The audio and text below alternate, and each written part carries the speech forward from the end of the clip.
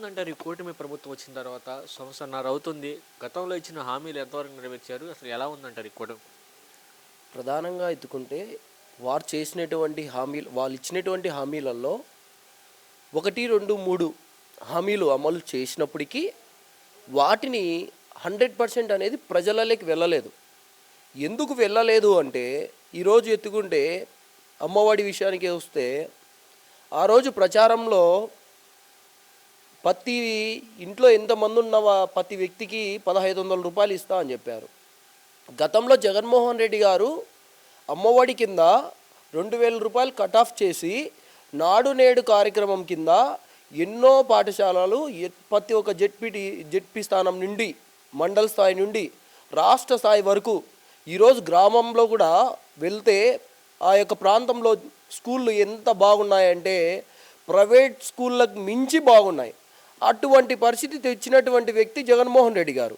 ఈరోజు ఇంట్లో ఎంతమంది ఉన్నా కూడా అందరికీ ఇస్తా అని చెప్పి వాళ్ళ దగ్గర 2,000 రూపాయలు డబ్బులు తీసుకోవడమే కాకుండా ఈరోజు ఆ రోజు వ్యతిరేకించినటువంటి వ్యక్తి ఈరోజు బుద్ధి ఎక్కడికి వెళ్ళింది? నెంబర్ 1. ఇంకొకటి, వారు సరే 2,000 రూపాయలు కట్ ఆఫ్ చేసినారు.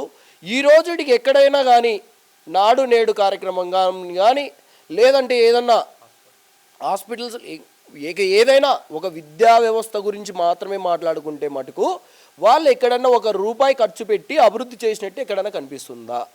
మీరే చెప్పండి. అమరావతి కానీ జగన్మోహన్ రెడ్డి అసలు ఎటువంటి అభివృద్ధి లేదు, ఓన్లీ రాష్ట్రాన్ని సర్వనాశనం చేశాడు అని చెప్తున్నారండి. సరే, ఈరోజు చంద్రబాబు నాయుడు గారు ఏడాదిన్నర అవుతుంది. మరి ఈరోజు ఏడాదిన్నర అవుతున్నప్పటికి కూడా అమరావతిలో నీళ్లు తోడుకుండే పనే ఉంది, కానీ ఎక్కడన్నా ఒక సిమెంట్ ఇటుకే కానీ లేదంటే ఇసుక రాయి కానీ వేయడం జరిగిందా? మీరు చూసింటారు. ఈ రోజుకి సంవత్సరంన్నర అవుతుంటే మీకు అంత సిద్ధశుద్ధి ఉంటే ఆ ప్రాంతం ముప్పు లేని ప్రాంతం అయినటువంటి ప్రాంతం అయితే మీరు ఈరోజు ఎందుకు కట్టలేకపోతున్నారు? కరెక్టే కదా నేను అడిగేది. ఈరోజు మీరు ఇప్పటికి కూడా ఒక ఇటుక కూడా పేర్చలేకపోతున్నారు అమరావతిలో. ఈ రోజుడికి కూడా నిత్యం నీళ్లు తోడుకుంటూనే ఉన్నారు. అంటే అప్పటికి ఏమని అర్థము? ఆ ప్రాంతం ముప్పులో ఉందనే కదా అర్థము. ఈరోజు హైదరాబాద్ ఎత్తుకున్నా కూడా గతంలో చేసినటువంటి తప్పులు ఇదే చంద్రబాబు నాయుడు ఈరోజు ఆ ప్రాంతం అంతా మునిగిపోయి అల్లాడిపోతున్నారు. కేవలం ఐటీ డెవలప్ అయిందంటే డెవలప్ అయితే ఎవరికి కాదు, ప్రజలు సామాన్య వ్యక్తికి సమస్యలు అనేవి ఉండకూడదు. ఈరోజు చిన్నపాటి వర్షం వస్తేనే కంప్లీట్గా ఇప్పుడు దాదాపు అంటే ఈ సంవత్సరంలో 15 రోజుల ఇంటి నెల నుండి వర్షం పడుతూనే ఉంది, ఏకదాటిగా వర్షం హైదరాబాద్లో. వాళ్ళ పరిస్థితులు చూసారా? అంటే ఆ తప్పు మీరు చేసినట్టే కదా. మీరు విజనరీ లీడర్ అంటున్నారు కదా. గతంలో హైదరాబాద్లో మేమే చేశామంటున్నారు కదా. మీరు చేసిన ఘనికారానికే ఈరోజు హైదరాబాద్లో ప్రజలు ఎన్నో ఇబ్బందులు పడుతున్నారు. అదే పరిస్థితి ఈరోజు ఆంధ్రప్రదేశ్లో కూడా క్రియేట్ చేస్తున్నారు. అదేవిధంగా ఈరోజు అప్పుడు ఒక ప్రాంతానికి అభివృద్ధి మూట కట్టి సర్వనాశనం చేసినారు, రాష్ట్రం విడిపోయి. అవునా కదా? ఈరోజు ఆంధ్రప్రదేశ్లో వనరులు పెట్టుకొని కూడా అభివృద్ధి చేయలేకపోతున్నాడంటే ఇతని చేతకంతనం. గతంలో 5 ఏళ్ళు పరిపాలించి కూడా ఏమి చేయలేకపోవడమే కాకుండా ఇప్పుడు నువ్వు కడుతున్నావు ఒక భవనం, శాశ్వత భవనం కట్టుకుంటావా, టెంపరీ భవనం కట్టుకుంటావా?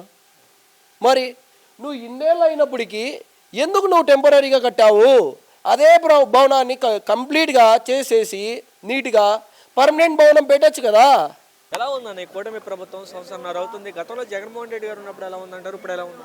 ఈ కూటమి ప్రభుత్వం వచ్చాక ఎంత దరిద్ర పాలన జరుగుతుందంటే ప్రజలందరూ చూస్తున్నారు.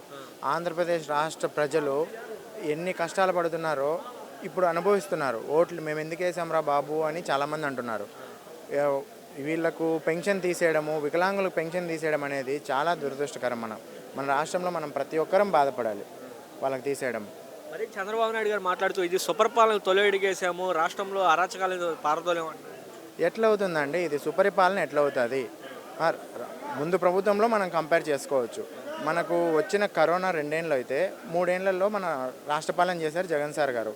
అప్పుడు మనం ఎంత చేసాము, ఎన్ని చేసాము, ఎన్ని మెడికల్ కాలేజీలు కట్టాము, ఎన్ని పోర్ట్లు వచ్చాయి అన్నీ చూసుకోవచ్చు. బట్ కాకపోతే వీళ్ళు వచ్చాక అన్ని ప్రైవేటీకరణ చేస్తున్నారు. ఇప్పుడు స్టీల్ ప్లాంట్ ప్రైవేటీకరణ అంటున్నారు. ఏదో ఒకటి ఏమంటే డైవర్షన్ పాలిటిక్స్. ఇప్పుడు ఇదేమి ఏది చూసుకున్నా కూడా పవన్ కళ్యాణ్ది సుగాలి ప్రీతి కేసు అంటే ఇప్పుడు మళ్ళీ డైవర్షన్ పాలిటిక్స్. మిథున్ అన్న గారు ఏం చేశారని ఆయన్ని ఇప్పటికీ 48 రోజులు దగ్గర దగ్గర 50 రోజులు అవుతుంది ఆయన జైల్లో పెట్టారు. ఇది ఏమి ప్రభుత్వం అని అడుగుతున్నాం మేము. ప్రతి ఒక్కరము కష్టపడతాము. ఇప్పుడు అధికారంలో లేం మేము, మా ప్రభుత్వం వస్తుంది, మేము అప్పుడు మేమేందో చూపిస్తామని మేము చెప్తున్నాం. ఎల్లకాలం వాళ్ళ ప్రభుత్వమే ఉండదు కదా. ఏది అరే జగన్ ఒక రౌడీతో నేను రాజకీయం చేస్తున్నాను అన్నాడు చంద్రబాబు నాయుడు.